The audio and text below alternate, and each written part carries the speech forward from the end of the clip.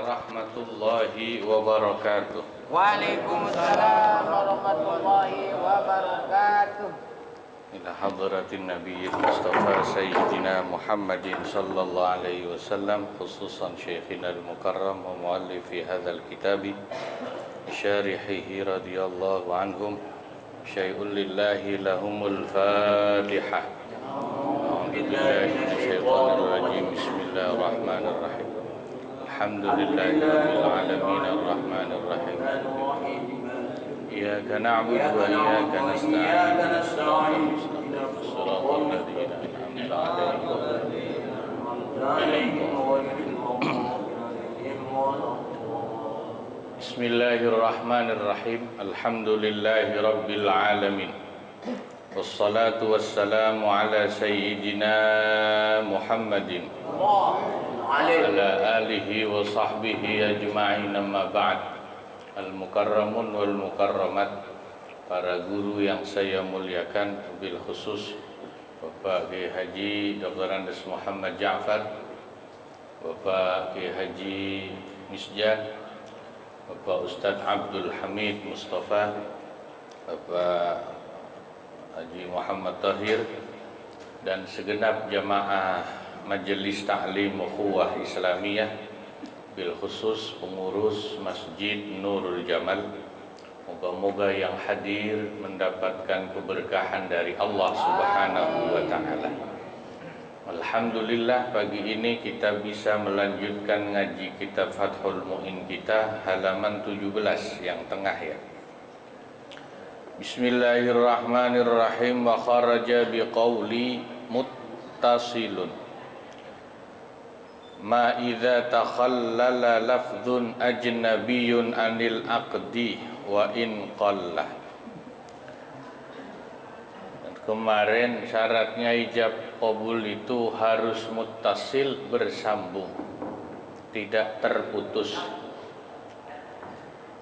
Tidak termasuk dalam makna ucapanku muttasil yang bersambung itu apabila antara ijab dan qabul itu disela-sela oleh lafal yang tidak ada kaitannya dengan akad nikah. Ajnabi itu yang tidak ada hubungannya dengan akad nikah.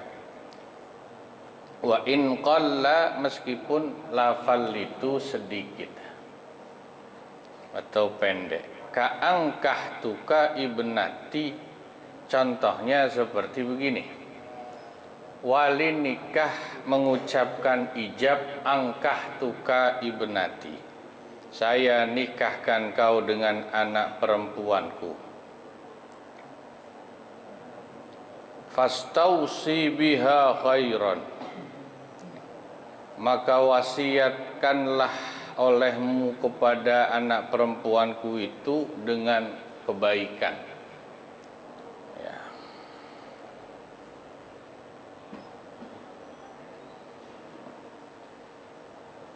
Itu berarti ada lafal ajnabi, kalimat yang di luar sighat ijab qabul yang memutus ketersambungan antara ijab dengan qabul. Nah, itu tidak sah.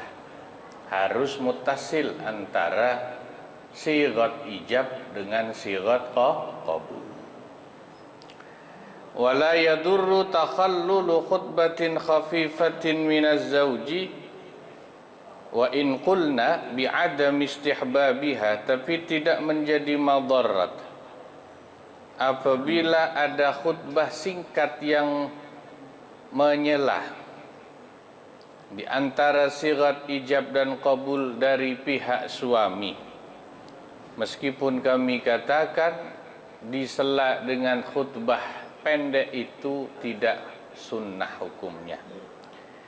Khilafan lisubki wa ibni Abi Syarif, lain halnya pendapat Imam As-Subki dan Ibnu Abi Syarif.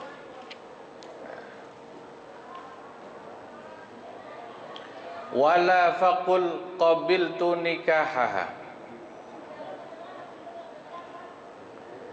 tidak madarat juga. Tidak madarat itu tidak masalah. Kalau diucapkan kepada calon suami, kul qabiltu nikahaha. Ayo jawab qabiltu nikahaha gitu. Itu enggak masalah tuh. Karena ucapan itu termasuk dari ya apa yang masih berhubungan dengan akad atau sighat ijab qabul. Jadi intinya begini Pak, ukuran mutasil antara ijab dari wali dengan qabul dari pengantin laki-laki itu adalah selama tidak ada kalimat di luar ijab qabul yang menyelah di antara ijab dengan qabul. Itu masih dianggap mutasil. Jangan cuman suruh satu nafas. Itu namanya bikin repot orang. Ya mau 2 nafas juga nggak apa-apa, asal nggak disela dengan ngobrol, ngopi apalagi gitu. Angkahtuka wa zawwajtuka maktubataka ibnati fulana binti fulana bimahri kadza wa kadza. Ayo ngopi dulu, ngopi dulu. Nah itu namanya, kalau itu namanya udah munfasil, terputus, udah ada kalimat yang menyelah. Kalau cuman bimahri kadza wa kadza halan, qabiltu nikahaha, senapas 2 napas tarik itu nggak apa-apa, itu masih muttasil ya. Nah itu kita perlu tahu. Jadi orang awam nih sering dibikin takut sama sesuatu yang dia nggak ngerti, nggak ngaji, jadi kesannya begitu digedek, tangannya ditarik gitu kan ya, itu harus langsung. Kayak nggak boleh mikir. Nggak kedengeran ibu-ibu. Halo, tes, halo, ya, tes. Oke, ibu-ibu kedengeran. Bapak-bapak di dalam nggak kedengeran. Wah, Tes. pindah ke sini. Tes.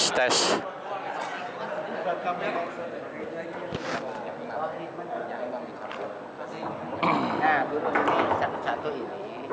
Mohon maaf, ibu-ibu teriak. Satu ini. Tadi satu saya ini. lewat dan nggak kedengeran di luar. Ya nggak kedengeran. Dari tadi katanya dari rumah jawab. Tes. Nah, sama ini. Tes. Ya, udah ya. Ya, nggak usah. Jadi nggak usah dibikin susah, nggak usah dibikin tegang waktu akad nikah itu. Falau aujaba tsumma raja'a an ijabihi. Apabila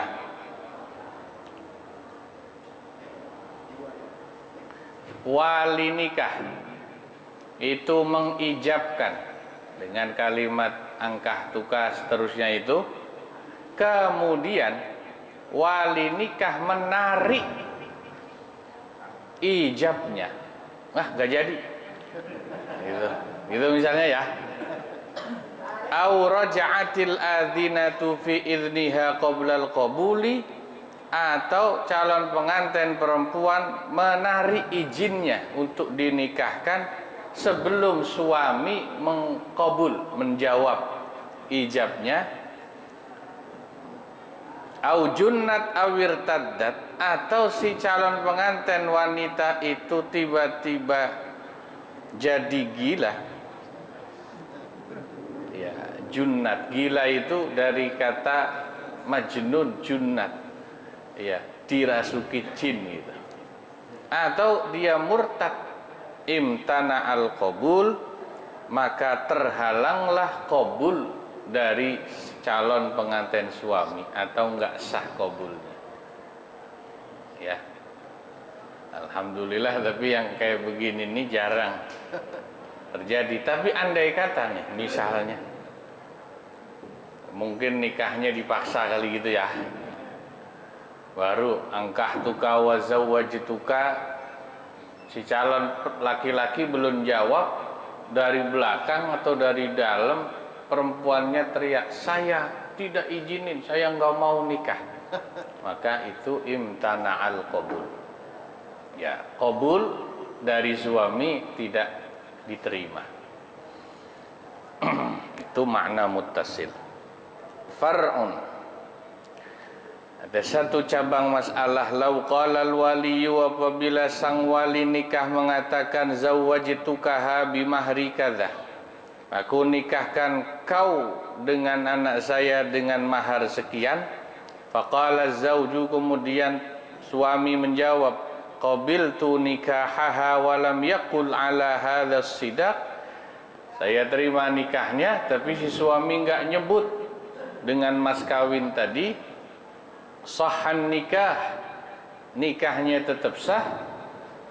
Bimahril misli, tapi nanti maharnya menggunakan mahar misil. Khilafan lil Barizi, tetapi itu berbeda pendapat dengan Imam Al-Barizi. Mahar itu kan ada dua, ada mahar musamma, ada mahar misil. Mahar musamma itu mas kawin yang disebut, ya, misalnya seperangkat alat sholat beserta tokonya gitu. Iya, jangan cuma seperangkat alat sholat doang, murah banget itu perempuan. Beserta tokonya itu. Tuh, tahu emas 10 kilo misalnya. Itu namanya mahar musamma disebut. Umumnya kan disebut gitu ya. Itu andai kata waktu nikah ijab dari wali disebut, tapi suami enggak nyebut. Suaminya enggak nyebut berapa, pokoknya saya terima nikahnya gitu doang. Nikahnya tetap sah. Tapi nanti mas kawinnya atau maharnya diganti mahar misil. Mahar misil itu mas kawin yang disamakan standarnya dengan jumlah mas kawin yang biasa diterima oleh keluarga wanita itu. Dulu saudara-saudara perempuan wanita itu, keluarga perempuan dari pengantin wanita itu biasanya berapa mas kawinnya? Itu namanya mahar misil. Di Indonesia ini jarang dipakai, tapi di negara-negara Arab justru biasanya mahar nikah itu menggunakan standar mahar misil.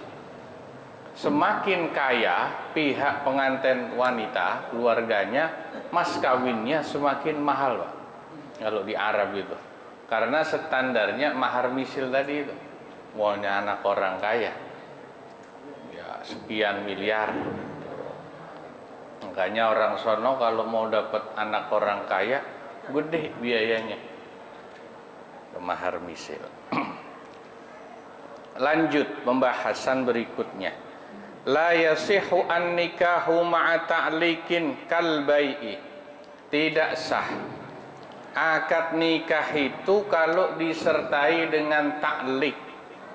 Ta'liq itu artinya menggantungkan kepada satu kejadian. Sebagaimana tidak sah juga jual beli ijab qabulnya di ta'liq.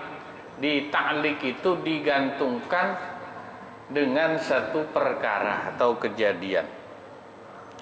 Bal aula liikhtisasihi bimazidil ihtiyati, bahkan akad nikah lebih utama untuk tidak sah kalau digantungkan dengan satu kejadian, karena dalam akad nikah ada unsur ihtiyat yang lebih. Ihtiyat itu kehati-hatian. Ini urusannya bukan jual beli barang, tapi urusan manusia. Jadi lebih hati-hati, lebih serius. Makanya tidak boleh sembarangan. Contohnya akad nikah dengan ta'liq itu seperti ucapan ka'ayyaqulal abu lil akhari. Seperti si bapak wali nikah mengucapkan waktu ijab qabul kepada pihak lain dengan ucapan in kanat binti tulliqat wa'taddat faqad zawwajtukaha.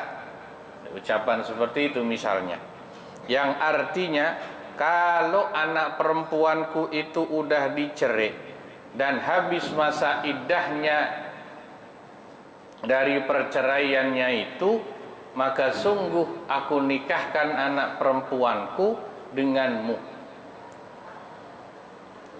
Faqabilah, lalu si laki-laki mengkabul, menerima ucapan ijab dari wali itu. Thumma bana inqidha'u iddatiha wa annaha adzinat lahu. Kemudian ternyata betul si perempuannya dicerai dari suami pertama dan habis masa iddahnya, dan dia bahkan mengizinkan untuk dinikahkan dengan calon suami baru. Fala yasihhu li fasadis sighati bitta'liqi, maka hukumnya tetap tidak sah ijab qabul kayak begitu tuh. Sebab sighat ijab qabulnya rusak dengan adanya ta'liq. Ta'liq itu tadi menggantungkan. Jelas ya? Ini contohnya begini. Ada bapak-bapak punya anak perempuan udah nikah, tapi lagi mau cerai sama suaminya. Terus dia nemu calon mantu baru, dia bilang, nanti kalau anak perempuan saya dicerai beneran dan terus udah selesai iddahnya, saya nikahin denganmu. Nah, saya nikahkan dia dengan kamu. Lalu dijawab, ya saya terima nikahnya, misalnya gitu. Itu nggak sah, sebab nikahnya ditaklik dengan satu kejadian. Meskipun kejadian itu kemudian ada, terjadi betul, ya, itu tetap tidak sah. Sighat seperti itu. Tapi kalau cuma omong-omongan doang, misalnya bukan ijab qabul tapi omong-omongan doang, boleh. Lu mau nggak anak perempuan gua? Ya, nih janda anak perempuan gua tapi masih iddah. Ntar kalau iddahnya kelar, lu kawin dah, lu mau nggak? Boleh pak, misalnya. Kalau itu kan omong-omongan doang ya, bukan ijab qabul. Kalau itu sih nggak masalah. Tapi waktu ijab qabulnya tidak boleh ada ta'lik gitu. Jual beli saja nggak sah kalau ditaklik gitu. Apalagi, iya.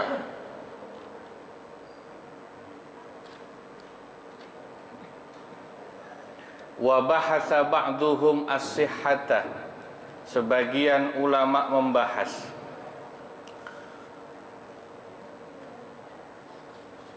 akan keabsahan ijab qabul fi in kanat fulanatun mauliyati faqad zawwajtukaha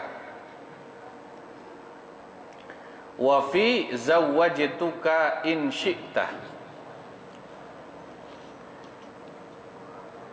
Apakah sah dengan ucapan taklik model in kanat fulanatun mauliyati faqad zawwajtukaha? Ucapannya begini, kalau si fulanah itu jadi anak perwalianku, maka sungguh aku nikahkan dia dengan kamu. Itu kan taklik juga. Berarti kan si perempuan bukan anak wali kita pak, tapi ini mentaklik. Atau ucapan zawwajtuka in syi'ta, saya nikahkan kamu dengan anak perempuan saya kalau kamu mau. Itu gimana? Sah nggak ucapan taklik begitu dalam sighat ijab qabul? Kal bai'i, sebagaimana juga dalam hukum taklik jual beli.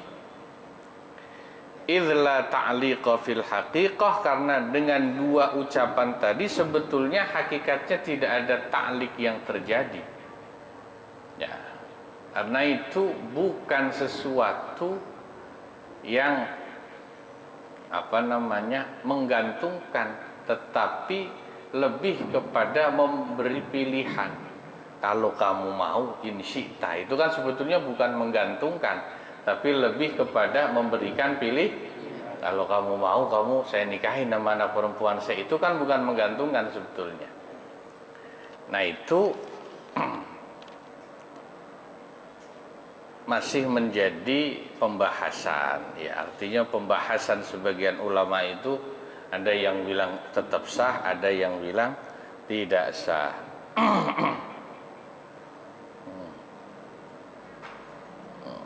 Nah, itu taklik tidak boleh.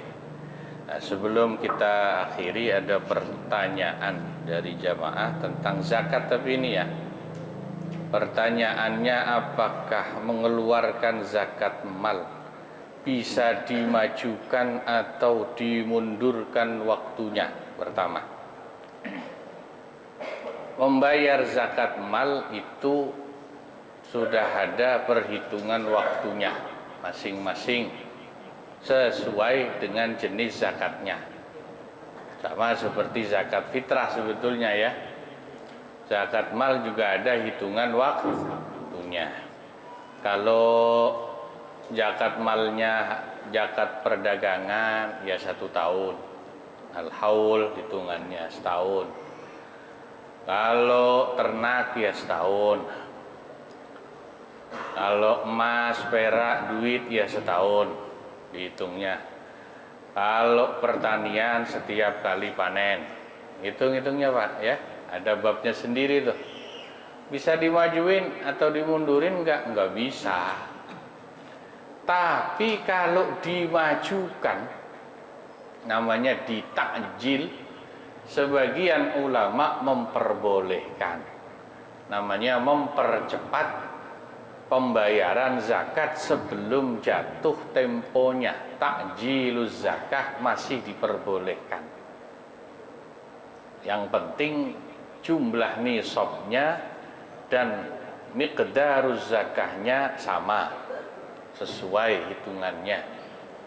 Yang sering dipakai biasanya di kalangan pegawai adalah dengan memotong zakatnya dicicil tiap bulan melalui Basnas atau badan amil zakat secara bulanan. Nggak nunggu setahun sekali, tapi langsung terintegrasi dengan gajinya, otomatis terpotong 2,5%. Itu boleh ya. Kalau dimundurkan nggak boleh, namanya ya jatuh temponya sudah lewat, kecuali karena uzur yang memperbolehkan. Uzurnya apa? Misalnya kita nih udah wajib zakat sebetulnya nih akhir tahun Desember ini, tapi kebetulan kita punya tanggungan hutang yang jatuh temponya bareng dengan kewajiban zakat kita. Maka dengan jatuh temponya pembayaran hutang, kita boleh menunda zakat kita untuk bayar hutang dulu kalau hutangnya sudah jatuh tempo. Tapi kalau belum jatuh tempo, tidak bisa ditunda membayar zakat. Yang kedua pertanyaannya, apakah boleh membebaskan hutang saudara-saudara kita dengan niat mengeluarkan zakat mal? Itu sebetulnya bukan niat membebaskan hutang itu Pak. Kalau pertanyaannya model begitu, itu sama aja namanya. Ya kita sama aja, kita nggak bayar zakat karena dia punya utang sama kita. Hitung-hitung gua zakat ke elu ya, utang lu gua potong. Itu mah sebetulnya bukan ngebebasin, potong zakat dong itu namanya. Ya sebetulnya begini, kalau masalah hutang piutang itu ya, kalau tadi itu bukan membebaskan, itu namanya hutangnya dipotong zakat. Boleh aja asalkan orang yang punya utang sama kita itu termasuk mustahik gitu aja. Dia mustahik zakat enggak? Fuqara, masakin. Kalau termasuk mustahik zakat boleh. Tapi itu harus dengan keridoan dia yang punya utang. Enggak boleh main potong sepihak. Misal nih, ada orang punya utang sama kita 10 juta. Kita wajib zakat mal. Yang utang itu termasuk mustahik karena dia fakir miskin. Tapi kan gak mungkin 10 juta ke dia semua. Misalnya lah 1 juta katakan. Ini zakat mal gua ke lu 1 juta ya. Lu terima ya. Terimain dulu ke dia sebagai mustahik. Nah kalau dia udah terima, baru kita bilang, lu kan punya utang ke gua 10 juta, mau lu cicil nggak lu utangnya? Kalau cicil sini balikin sejutanya. Nah kalau dia ridho sih boleh, itu namanya akad menyerahkan zakatnya sudah selesai, akad nyicil utangnya lain. Ya, harus 2 akad, nggak boleh jadi 1 akad. Ya udah serahin dulu zakatnya, dia terima, baru tawarin, lu mau nyicil utang nggak? Kalau lu mau, mumpung lu punya duit nih barusan dan gua kasih zakat, lu bayar. Kalau dia mau, ya udah. Itu namanya 2 akad yang beda, nggak boleh langsung jadi satu, ya. Wallahu a'lam bishawab. Nah, sampai halaman 19. Moga-moga manfaat, kurang lebihnya mohon maaf. Wassalamualaikum warahmatullahi wabarakatuh.